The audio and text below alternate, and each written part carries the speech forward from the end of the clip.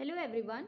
तो हम हमारा चैप्टर 3 कंटिन्यू करेंगे और हमने पूरा चैप्टर तो नहीं लेकिन हाँ कुछ टॉपिक्स कंप्लीट कर लिए हैं, जिसमें हमने फैमिली कंप्लीट कर लिया है, हमने मैरिज कंप्लीट कर लिया है और आज हम वर्क एंड इकोनॉमिक लाइफ ख़त्म करेंगे। तो ख़त्म करने का मतलब ये नहीं कि हमने बहुत जल्दी-जल्दी से ही पढ़ लिया हो, हमने बिटवीन द लाइन्स पढ़ा है, चीज़ों को समझा है, एग्ज़ाम्पल्स देखे हैं और हमने ऑब्वियस सी बात है कि हमने सोशियोलॉजी क्या हमें बताना चाह रही है एज़ अ फैमिली, मैरिज और इन सारे इंस्टीट्यूशन से उनको बहुत डिटेल में समझा है इस चैप्टर में। इसीलिए इस चैप्टर को या बाकी सारे चैप्टर्स को भी 11th की एनसीईआरटी हम खत्म कर रहे हैं, सीरीज चल रही है। तो मेन मोटो ये है कि डिटेल में आपको बेसिक्स तो खत्म खत्म हो जाए, जैसे कि आगे आगे जब आप हायर क्लासेस में इन चीज़ों को पढ़ो, लाइक आप 12th में जब चीज़ों को पढ़ोगे तो आपको पता होना चाहिए कि इस चीज़ का मतलब क्या है और यहाँ पे सोशियोलॉजी ने क्या सोशियोलॉजिकल पॉइंट ऑफ व्यू उस चीज़ का क्या है। तो ये है, यहाँ से हमने फैमिली मैरिज स्टार्ट किया था, फैमिली को हमने समझा और हमने ये देखा कि फैमिली कितने टाइप्स का हो सकता है। हमने मैरिज देखा, मैरिज के हमने 4 टाइप्स देखे थे, ठीक है। हमने पॉलीगैमी देखा, हमने मोनोगैमी देखा, हमने इसके बाद हमने मैरिज में एंडोगैमी और एक्सोगैमी देखा। तो ये सारी चीज़ें हम देख चुके हैं। हमने फिर देखा कन्फ्लिक्टिव पॉइंट ऑफ व्यू क्या है। हमने स्फीयर्स एंड फैमिलीज चेंज देखे, है ना। हमने ये सारी चीज़ें देखी और इसके बाद हमने मैरिज का इंस्टीट्यूशन भी अच्छे से समझ लिया था।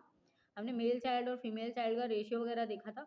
इसके बाद हमने फॉर्म्स ऑफ मैरिज भी देख लिया कि कैसे लार्ज वैरायटी ऑफ फॉर्म्स हैं, अरेंज मैरिज है, एंडोगैमी एक्सोगैमी के रूल्स क्या हैं, क्या चीज़ें हैं, ब्रह्मैनिकल फैमिली का पॉइंट ऑफ व्यू क्या है। ये सारी चीज़ें देख चुके हैं हम। और हमने फैमिली मैरिज और ये जो फैमिली मैरिज और हमारा जो क्या चल रहा है, किनशिप चल रहा है, इनकी हमने क्या देख लिया था, डेफिनेशंस देख ली थी अच्छे से और क्या एग्जैक्टली इनका मतलब है वो देख लिया था। अब हम आज पढ़ने वाले हैं हमारा टॉपिक नंबर 3, जो कि हम 3rd लेक्चर में कंप्लीट करेंगे। ये 3rd लेक्चर है इस चैप्टर का और जिसमें हम वर्क देखने वाले हैं एंड इकोनॉमिक लाइफ देखने वाले हैं। तो जो फैमिली हम लोग डिस्कस कर रहे थे, तो उसमें हम लोगों ने इकोनॉमिक लाइफ के बारे में भी डिस्कस किया था कि फैमिली की शुरू मतलब इकोनॉमिक लाइफ की शुरुआत जो है ना वो फैमिली से ही स्टार्ट हो जाती है, क्योंकि फैमिली जो है वो एक बेसिक बहुत ही प्राइमरी इंस्टीट्यूशन है और वहाँ से हम आते हैं एक बेसिक लेवल पे, है ना। As children and young students we imagine that what kind of work we will do when we grow up.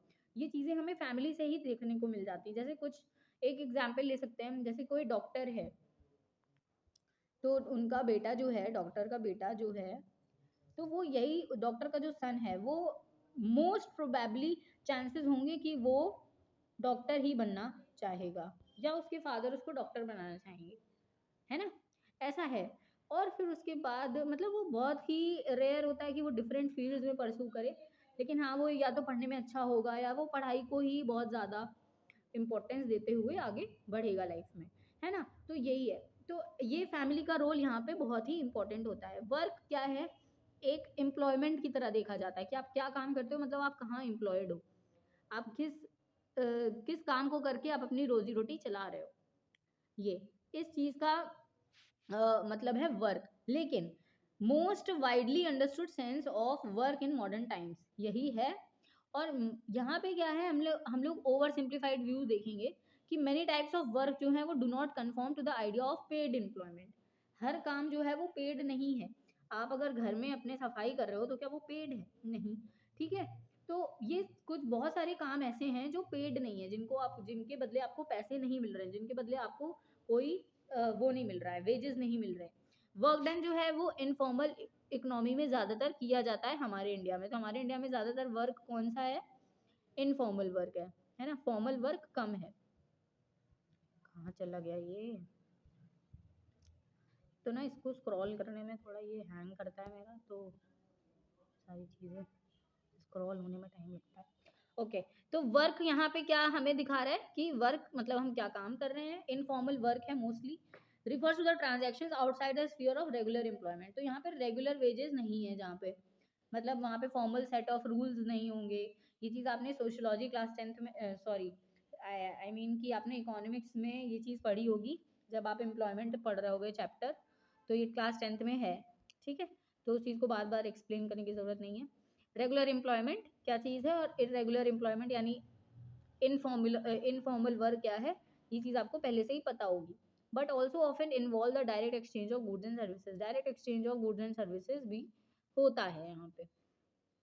Work को हम या तो पेड बोले या अनपेड बोले, as carrying out the regular task requiring the expenditure of mental and like this, ये photo दिया गया है, देखो सब तरीके का काम है, ठीक है, लाइक मेंटल और फिजिकल एफर्ट्स लग रहे हैं, which has its objective on the production of goods and services cater to the human needs. जो ह्यूमन नीड्स के लिए गुड्स और सर्विसेज की जरूरत है वो किसी ना किसी तरीके से प्रोवाइड की जाती है, उसी को हम लोग बोलते हैं कि ये काम है।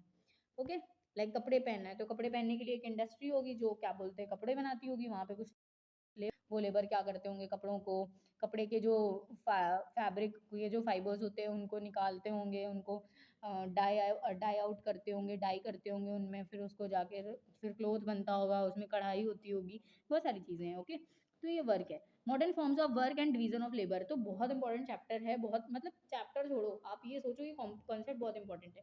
डिवीजन ऑफ लेबर की थ्योरी दरखाइम ने भी दी है, जिनके बारे में हम ऑलरेडी पढ़ चुके हैं। दरखाइम वाला जो वीडियो अगर आपने वो देखा हो तो उसमें हमने डिवीजन ऑफ लेबर की बात की है। साथ ही साथ जो हमारे मैक्स वेबर हैं, बहुत इंपॉर्टेंट थिंकर हैं, मैक्स वेबर हैं, उन्होंने भी डिवीजन ऑफ लेबर की बात की है, उन्होंने भी डिवीजन ऑफ लेबर को एक्सप्लेन किया, ठीक है। ब्यूरोक्रेसी में भी इन्होंने डिवीजन ऑफ लेबर को एक्सप्लेन किया। ब्यूरोक्रेसी में जो हमारे गवर्नमेंट सर्विसेज में लोग एम्प्लॉयड होते हैं, ठीक है।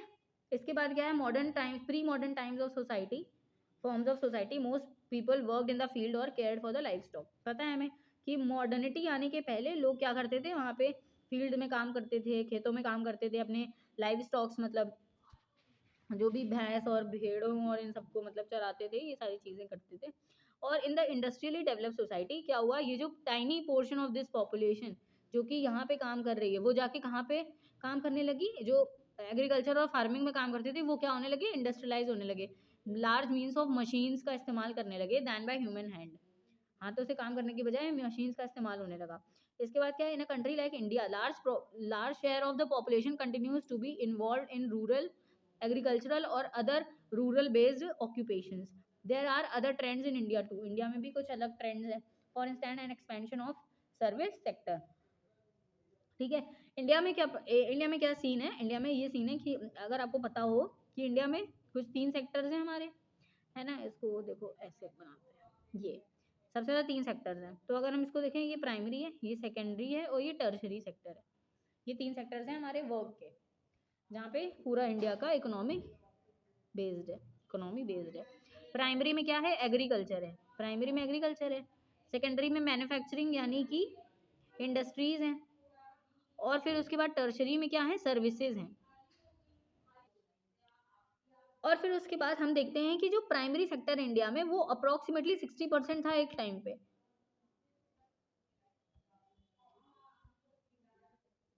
बट अभी क्या हो गया कि वो रिड्यूस हो गया, वो कम हो रहा है। मैन्युफैक्चरिंग थोड़ा थोड़ा बढ़ रहा है, और सबसे सबसे ज़्यादा जो है वो टर्शरी सेक्टर बढ़ रहा है। तो अगर देखा जाए, हम बात करें ओवरऑल, मोटा मोटी बात करी जाए, तो मोटा मोटी ये देखा जाता है कि जो हमारा प्राइमरी सेक्टर है, ट्रेंड्स की बात होती है यहाँ पे क्योंकि ट्रेंड्स इंपॉर्टेंट है, वो डिक्लाइनिंग ट्रेंड पे है। मैन्युफैक्चरिंग इंक्रीज हो रहा है, और साथ में साथ सर्विस सेक्टर जो हमारा तीसरा सेक्टर है वो भी इंक्रीज हो रहा है। लेकिन बात यह है कि मैन्युफैक्चरिंग का परसेंटेज ज़्यादा है या सर्विसेज का, तो सर्विसेज का, बिकॉज यहाँ पे रेट ऑफ ग्रोथ सर्विसेज में ज़्यादा है, मैन्युफैक्चरिंग में कम है। इसके बाद बात हो रही है ये हमारे 3 सेक्टर्स हो गए इंडिया में, इंडिया के केस में। तो यहाँ पे वही उन्होंने लिखा कि एक्सपेंशन ऑफ इंडिया के केस में किसका एक्सपेंशन है, सर्विस सेक्टर का। Most distinctive characteristics of economic system of modern societies is the existence of highly complex division of labour. ये डिवीजन ऑफ लेबर क्या है कि सबसे ऊपर देखा जाएगा तो कौन होंगे, वाइट लोग होंगे, जिनको वाइट कॉलर्ड वर्कर्स बोलते हैं। वाइट कॉलर्ड वर्कर्स मतलब जो ऊपर ऑफिशियल काम कर रहे होंगे एक कंपनी में, जो मैनेजर होगा, है ना, जो ऊपर के लोग होंगे वो वाइट कॉलर्ड है, बाकी जो लेबर होगा नीचे, ठीक है। तो ये कॉम्प्लेक्स डिवीजन ऑफ लेबर है, ठीक है, किस तरीके से लोग डिवाइडेड हैं, काम कर रहे हैं, कोई ऊपर है, उसके नीचे है, फिर उसके नीचे, तो ये एक हायरार्किकल डिवीजन ऑफ लेबर है, उसी को कॉम्प्लेक्स बोल दिया गया है, और ये डिवीजन ऑफ लेबर है। Work has been divided into an enormous number of different occupations in which people specialise. और ये जो वर्क डिवाइड है वो किसी की स्पेसिफिकेशन क्या है, ठीक है, क्वालिफिकेशन क्या है, उसके बेसिस पे है कि जो मैनेजर होगा उसकी हाईएस्ट क्वालिफिकेशन होगी, उसके बाद जो नीचे एम्प्लॉय है उसकी उससे कम होगी, और वर्कर की और उससे कम, मतलब और जो लोग होते हैं ना उनकी उससे कम होगी, ठीक है। तो ये वर्क हैज़ बीन डिवाइडेड इस तरीके से। इन ट्रेडिशनल सोसाइटीज़ अगर देखा जाए तो नॉन एग्रीकल्चरल वर्क जो है वो Intel the mastery of craft. तो अगर अगर ट्रेडिशनल सोसाइटीज़ में देखा जाए तो दो ही तरीके के काम होते हैं, क्योंकि इंडस्ट्रीज थी नहीं। तो एक तो एग्रीकल्चर होता था, एक एक एक तो एग्रीकल्चर होता था, और दूसरा क्या होता था कि नॉन एग्रीकल्चरल में क्राफ्ट वर्क आ गया, है ना, पॉटरी आ गया, ज्वेलरी मेकिंग आ गया, ये सारी चीज़ें। तो ये ट्रेडिशनल सोसाइटीज़ का काम था। वहाँ पे उनको अब जो पॉटरी बनाता है, जो मटके बना रहा है, जो घड़े बना रहा है, वो उसमें बहुत ज़्यादा मास्टर किया होगा उस आर्ट को, कैसे बनाई जा रही है, क्या है। अब इसके बाद जो क्राफ्ट और स्किल्स हैं वो कैसे लर्न किया जाता था, वो लेंदी पीरियड ऑफ अप्रेंटिसशिप, बहुत लंबे समय तक वो काम करते आ रहे हैं, तो वो उस चीज़ को बिल्कुल, उस चीज़ में बिल्कुल क्या होते हैं, मास्टर कर लेते हैं, उस चीज़ को माहिर हो जाते हैं, ठीक है। क्राफ्ट एंड स्किल्स ये ऐसे लर्न किए जाते हैं। And the worker normally carried out all aspects of production process from beginning to end, शुरू से लेके आखिरी तक वो सारी चीज़ों को वो मास्टर करे हुए होता है और हर चीज़ कर लेता है। People seeking jobs in factories were trained to perform a specialized task and receive a wage for this work. तो जो फैक्ट्रीज में काम करते हैं सेम उनका भी है कि वो भी बहुत स्पेशलाइज टास्क करते हैं, उनको उसमें ट्रेन किया जाता है और फिर उस काम के लिए उनको क्या मिलते हैं, वेतन मिलता है, वेजेस मिलते हैं। इसके बाद क्या है, मैनेजर जो है वो सुपरवाइज करते हैं काम को, for their task to enhance worker productivity and discipline. अब वो इनका टास्क क्या है कि वो वर्कर की प्रोडक्टिविटी और डिसिप्लिन को इनहांस कर पाए, ठीक है। One of the main features of modern societies क्या है कि enormous expansion of economic interdependence. अब देखो मॉडर्न फीचर्स क्या है, मॉडर्न सोसाइटीज में फीचर्स क्या है कि एक कंपनी है कोई, तो वो हो ही नहीं सकता कि वो डिपेंडेंसी ना हो उसकी, ऐसा हो ही नहीं सकता, वो जरूर से जरूर डिपेंडेंट होगी किसी दूसरे कंपनी पे। अब कोई भी क्लॉथ मेकिंग कंपनी है, लाइक कोई भी क्लोथ्स है, मान लीजिए आप जूडियो के क्लोथ्स हैं, तो वो दूसरी कंपनी पे ज़रूर से डिपेंड, अब वो किस पे डिपेंडेंट है, जो क्लोथ का कपड़ा प्रोवाइड, मतलब जो कपड़ा प्रोवाइड कर रहा है उनको, जो क्लोथ प्रोवाइड कर रहा है वो, बाकी वो फिर स्टाइल वाले जो अपने लुक्स वाले जो उनके टी शर्ट्स बनाना, शर्ट्स बनाना उस टाइप का है, वो बना के दे देते हैं, ज़ारा की कंपनी है मान लीजिए, तो वो जो देते हैं मटेरियल, जो भी उनका आइटम्स हैं, तो वो कहीं ना कहीं से तो वो डिपेंडेंट है ना, किसी दूसरी जगह से वो मटेरियल खरीद रहे होंगे तब जाके। तो यहाँ पे इंटरडिपेंडेंसी बहुत ज़्यादा देखने को मिलती है, क्योंकि मॉडर्न सोसाइटीज़ में लोग, अब जैसे एग्रीकल्चर में इतना इंटरडिपेंडेंसी नहीं थी, ठीक है, वहाँ पे इतनी इंटरडिपेंडेंसी क्यों नहीं थी, क्योंकि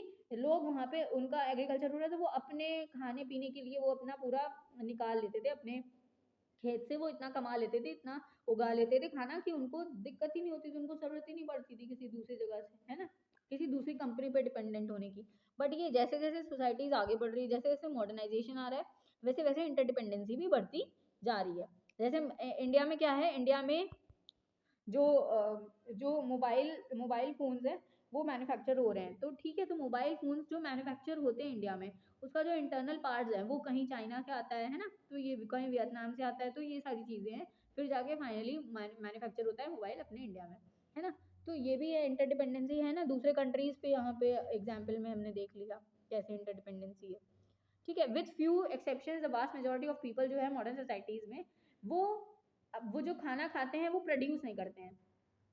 क्या आप जो आटा खा रहे हो, आटा फ्लोर खा रहे हो, क्या आप उसको आप प्रोड्यूस कर रहे हो, वो मतलब हो सकता है कि लोग मतलब उनका खुद का खेत हो और वहां से गेहूं आता हो, फिर वो लोग चक्की में जाके पिसवाते हो, फिर देन वो, पर ऐसा अब नहीं हो रहा है, मोस्टली ये चीज़ें बंद हो रही हैं अब, लोग जाके सीधा मार्केट में जाके सीधा वो फ्लोर आटा खरीद लेते हैं और आके घर पे रोटियां बना लेते हैं, ठीक है। लेकिन खुद से उगाना और फिर उसको वो सब करना, धुलना और देन जाके चक्की में आटा पिसवाना, मतलब लॉन्ग टर्म प्रोसेस है और बहुत ज़्यादा टाइम कंज्यूमिंग है। लोग अब इतना ज़्यादा बिजी हो गए, अपने शेड्यूल्स उनके ज़्यादा बिजी बिजी शेड्यूल्स हैं, तो वो ये सारी चीज़ों से बचना चाहते हैं। भले ही उनके पास खेत हो या चीज़ें हों, बट वो डायरेक्ट जाके उसको मार्केट में बेच देते हैं कि मार्केट से वो डायरेक्ट चला जाएगा इंडस्ट्रीज में, एंड देन प्रोसेस होके हमारे पास डायरेक्ट आटा का फ्लोर आ जाएगा। समझ रहे हो आप बात को? तो ये किस तरीके से मॉडर्न सोसाइटीज इवॉल्व हो रही हैं और चीजें बदल रही हैं, ये चीजें यहाँ पे बताई गई हैं कि जो लोग खाना खा रहे हैं वो मोस्ट प्रोबेबली चांसेस हैं कि वो नहीं उगाते होंगे वो, ठीक है। इसके बाद ट्रांसफॉर्मेशन ऑफ वर्क क्या है, तो इंडस्ट्रियल प्रोसेसेस जो हैं वो अब सिंपल ऑपरेशंस में टूट रहे हैं, प्रिसाइजली टाइम हो रहा है, ऑर्गेनाइज्ड हो रहा है और मॉनिटर्ड हो रहा है। मास प्रोडक्शन डिमांड मास मार्केट्स, अब बहुत ज़्यादा अमाउंट में प्रोडक्शन करना है तो उनके लिए अगर प्रोडक्शन बहुत ज़्यादा हो रहा है, प्रोडक्शन में इंक्रीज हो रहा है, तो उसको मार्केट चाहिए भाई।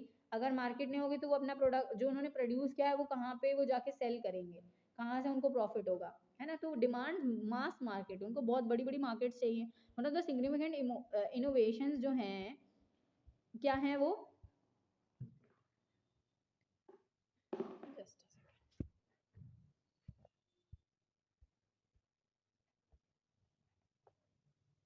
क्या है कि जो कंस्ट्रक्शन है मूविंग असेंबली लाइन का वो हो गया है।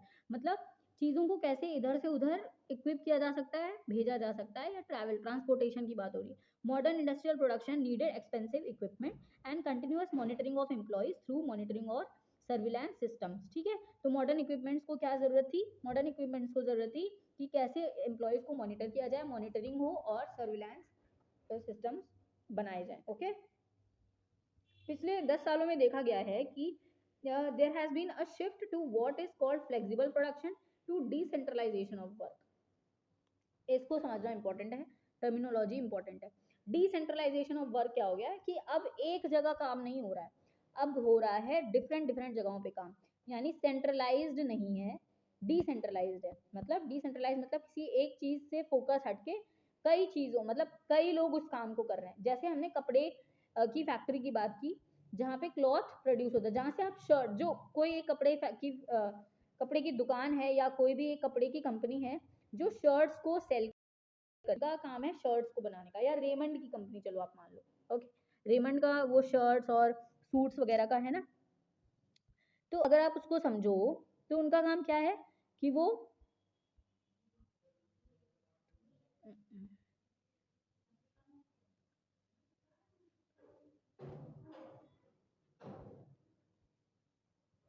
हाँ, तो वो क्या करते हैं, तो वो यही सारी चीज़ें सेल करते हैं, ठीक है। शर्ट्स हो गई, क्लोथ्स हो गए, मतलब शर्ट्स हो गई, सूट्स हो गए, और ये सारी कोट पैंट वगैरह उनका है। तो वो कहीं कहीं से तो अपना कपड़ा लाते होंगे, है ना। तो यहाँ पे सेंट्रलाइज हो रहा है। अब रेमंड की कंपनी सिर्फ उसको सेल कर रही है, बना नहीं रही है, मतलब बना भी रही होगी, लेकिन इंडस्ट्री जो है वो बना रही है, मार्केट्स उसको सेल कर रही हैं। ये सेंट्रलाइज्ड नहीं है काम, ये डिसेंट्रलाइज्ड है।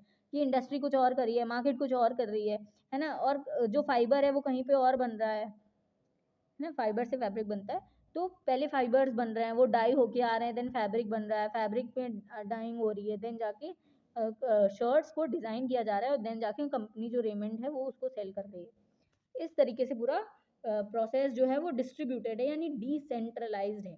सेंट्रलाइज मतलब एक ही जगह पे सारा काम हो रहा है, डिसेंट्रलाइज मतलब अलग अलग जगहों पे काम हो रहा है, ओके।